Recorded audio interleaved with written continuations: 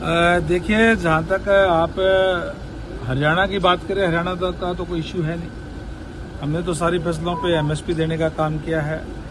Direct हमने खरीद करके 72 घंटे के अंदर अंदर डीबीटी के माध्यम से किसानों के खातों में पेमेंट डालने का काम किया है। सबसे ज़्यादा मुआवजा हमारी सरकार देने का काम कर रही है।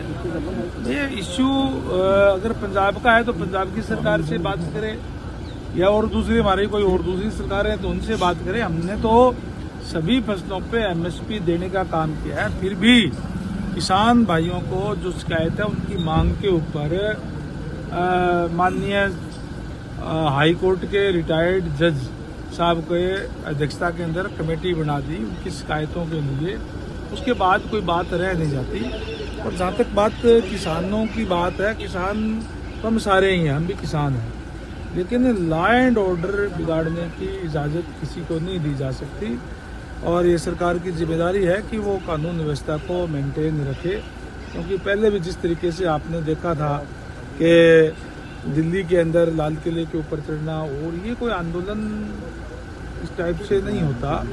मांग हो, कोई बातचीत हो, वो अच्छी बात है, लेकिन इस तरीके से हो वो अच्छी बात नहीं। वो कह रहे हैं कि पैदल जाना चाहते हैं। पहले आप कह रहे थे कि ट्रैक्टर ट्रॉली लेके नहीं जाने दिया जाएगा, अब हम पैदल जा रहे हैं, पैदल तो जाने दीजिए। चीजों पे नजर है, सारी चीजें सरकार देखते हुए लॉ एंड ऑर्डर मेंटेन रहे, इस बात की जो है सुनिश्चित सरकार की तरफ से किया जाए। सर, विपक्ष ये कह रहा है कि तमाम जो किसान हैं वो पैदल जा रहे हैं, और इसके साथ साथ हरियाणा सरकार को किस बात का डर है जब तमाम सुविधाएं किसानों को हरियाणा सरकार ने दे रखी है? विपक्ष क्या कहता है क्या नहीं कहता, विपक्ष तो केवल और केवल कई बार इस टाइप के बयान देने का काम करता है कि माहौल खराब हो।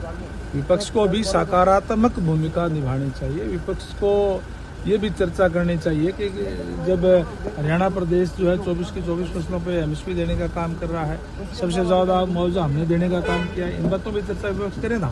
तो वो दिल्ली जाने की परमिशन नहीं दी जाएगी? मैंने कहा भी लॉ एंड ऑर्डर बिगाड़ने की इजाज़त है। जहाँ तक आप हरियाणा की बात करें, हरियाणा तक का तो कोई इश्यू है नहीं। हमने तो सारी फसलों पे एमएसपी देने का काम किया है। डायरेक्ट हमने खरीद करके 72 घंटे के अंदर अंदर डीबीटी के माध्यम से किसानों के खातों में पेमेंट डालने का काम किया है। सबसे ज़्यादा मुआवजा हमारी सरकार देने का काम कर रही है।